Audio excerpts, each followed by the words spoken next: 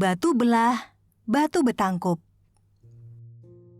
Pada zaman dahulu kala, pada sebuah dusun kecil di Indragiri Hilir, Riau, hiduplah seorang janda bernama Mak Minah.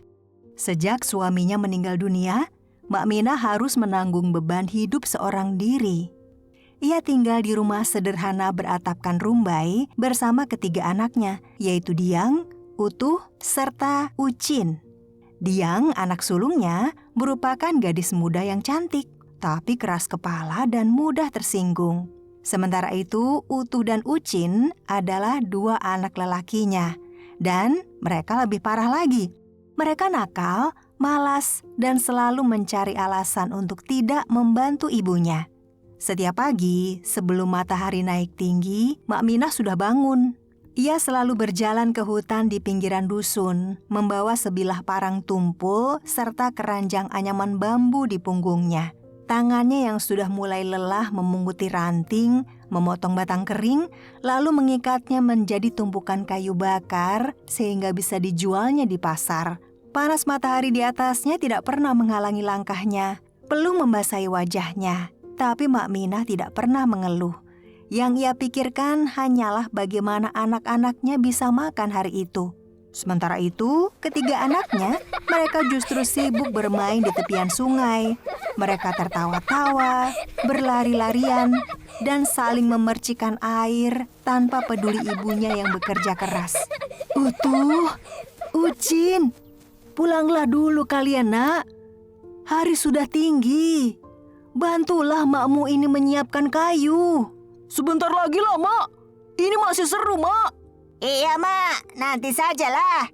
Kalian selalu bilang nanti terus. Tapi kalian tidak pernah datang. Setiap kali sang ibu memanggil, mereka selalu saja menunda. Setiap kali ibu mereka menasehati, mereka justru menentang. Bahkan si anak sulung yang sudah gadis yaitu Diang seringkali hanya duduk saja di beranda, menyisir rambutnya sambil bersenandung. Enggan dia membantu pekerjaan rumah. Hari demi hari hati Mak Minah semakin sedih. Setiap malam saat anak-anaknya tertidur lelap, ia duduk di tikar pandan yang sudah lusuh. Di sana dia menatap kosong ke arah lampu minyaknya yang sudah redup. Ya Tuhan, usiaku sudah tidak muda lagi. Kakiku juga sering tak kuat lagi berjalan jauh. Tapi mengapa anak-anakku tidak pernah peduli ya Tuhan? Jika mereka tak pernah berubah, lebih baik Engkau ambil aku saja Tuhan. Air matanya pun jatuh membasahi pipinya yang sudah mulai dihiasi kerut. Namun begitu, keesokan paginya ia tetap bangun pagi dan bekerja seperti biasa. Karena memang begitulah seorang ibu, ia tetap berjuang meski hatinya terluka. Sampai suatu hari, entah mengapa Mak Minah bangun dengan hati yang terasa sangat berat. Langit saat itu tampak suram. Awan kelabu pun menggantung, disertai suara angin yang terasa dingin menusuk. Ia menyiapkan makanan pagi. Dan tidak seperti biasanya, hari itu ia menyiapkan banyak sekali makanan pagi. Lebih banyak dari biasanya. Ada nasi hangat, ikan asin goreng, sambal belacan, serta sayur rebung yang harum mewangi. Seluruhnya disiapkannya dengan rapi di atas tikar tempat mereka makan, seolah untuk sebuah perjamuan terakhir. Wah, Mak, banyak sekali masakannya hari ini. Makanlah yang kenyang ya Nak, mungkin besok Mak tak sempat lagi masak. Mak, memang Mak mau pergi kemana? Jangan bercanda lah, Mak. Tidak jauh Nak, tidak jauh. Anak-anaknya hanya bisa saling pandang, lalu melanjutkan makan tanpa berpikir panjang. Sementara itu, Mak Minah mengambil seikat bunga liar serta selembar kain putih dari lemari tua yang ada di rumahnya. Kemudian ia berjalan perlahan ke arah tepi sungai. Di sana, di antara pepohonan dan semak belukar, berdirilah sebuah batu besar. Batu raksasa itu tampak berbeda dari yang lain karena terlihat ada celah di tengahnya. Seperti dua buah rahang raksasa yang bisa membuka dan menutup. Warga desa menyebutnya batu betangkup. Menurut cerita sesepuh desa, batu itu bisa menelan manusia yang datang dengan hati yang benar-benar putus asa. Banyak orang yang takut melihatnya. Tapi Mak Minah tak lagi punya rasa takut. Ia berdiri tegar di depan batu itu, kemudian menatapnya lama. Saat itu angin berhembus pelan, seolah alam ikut berduka. Wahai batu betangkup, jika benar kau bisa menelan kesedihan, telanlah aku. Aku sudah tidak sanggup lagi hidup dengan anak-anakku yang tidak menghormati orang tuanya. Biarlah tubuhku lenyap, asalkan mereka bisa belajar mencintai dan menghargai kasih seorang ibu. Setelah ia menyelesaikan kata-katanya, suasana tiba-tiba sangat hening. Kemudian, secara tiba-tiba, batu itu bergetar. Pelan, tapi pasti. Tanah di sekitarnya ikut bergetar, sementara dedaunan bergoyang-goyang. Suara gemuruh terdengar dari dalam bumi. Perlahan, celah batu itu terbuka lebar, mengeluarkan cahaya samar kehijauan. Mak Minah menatapnya, lalu menutup matanya dengan tenang. Ampuni aku, Tuhanku. Aku hanya ingin anak-anakku sadar.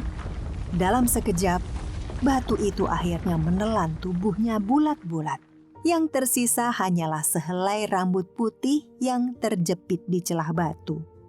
Setelah itu, batu itu kembali menutup rapat. Hari itu saat anak-anak Mak Minah pulang ke rumah, mereka tidak menemukan ibunya berada di rumah. Namun karena makanan sudah disiapkan, mereka tidak terlalu peduli. Mereka tetap makan sambil tertawa-tawa, kemudian bermain lagi hingga malam hari. Baru kemudian keesokan paginya, ketika perut mereka mulai lapar dan makanan di dapur sudah habis, barulah mereka sadar. Utuh, kau lihat Mak tidak?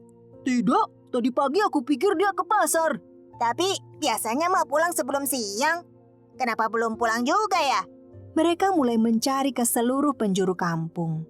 Tapi sayangnya mereka tidak bisa menemukan Mak Minah di mana-mana. Hingga akhirnya langkah mereka membawa mereka ke tepian sungai, di mana itu merupakan tempat yang sering dikunjungi ibunya. Di sanalah mereka menemukan rambut panjang Mak Minah yang tersangkut di celah batu besar itu. Ini rambut Mak. Batu itu, batu betangkup. Mak pasti ditelan batu itu.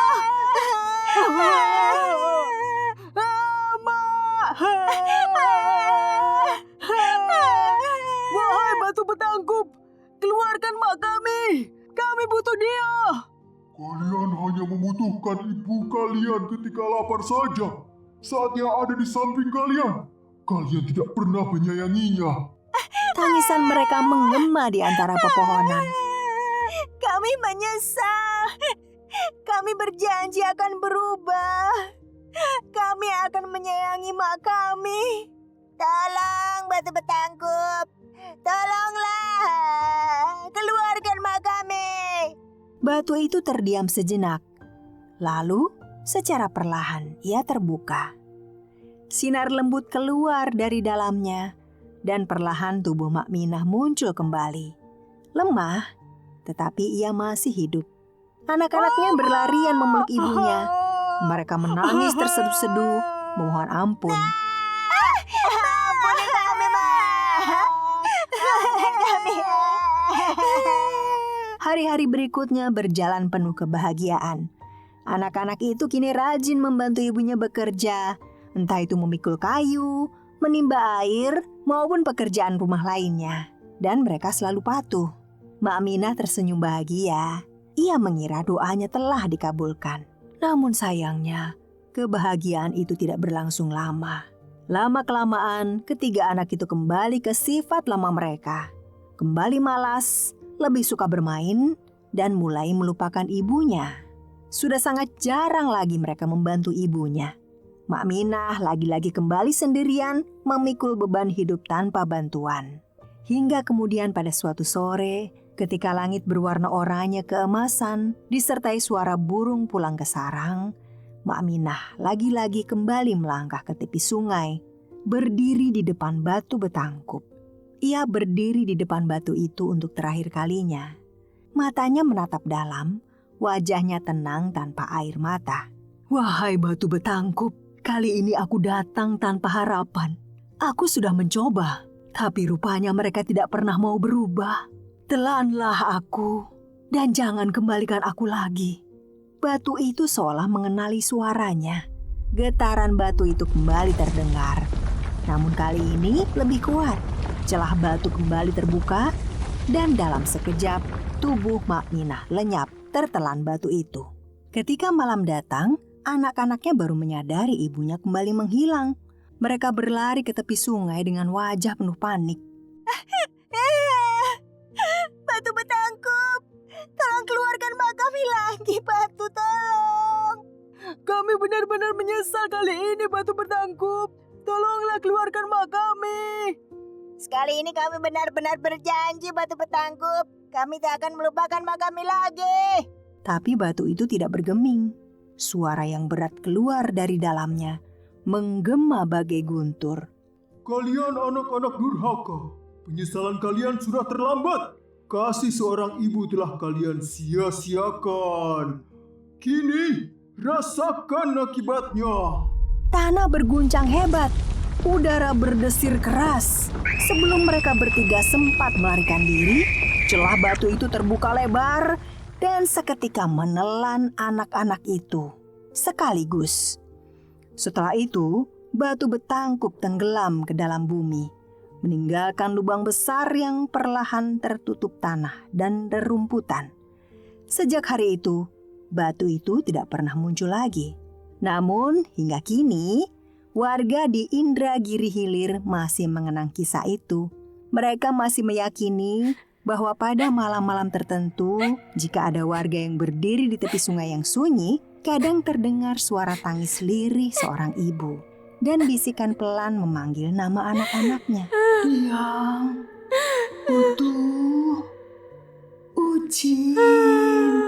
Kisah Mak Minah dan batu betangkup pun menjadi pengingat bagi siapapun bahwa menjadi seorang anak sebaiknya patuh dan menghormati orang tuanya. Juga mengingatkan kita betapa pentingnya sebuah janji yang harus ditepati serta tanggung jawab akan apa yang akan kita lakukan.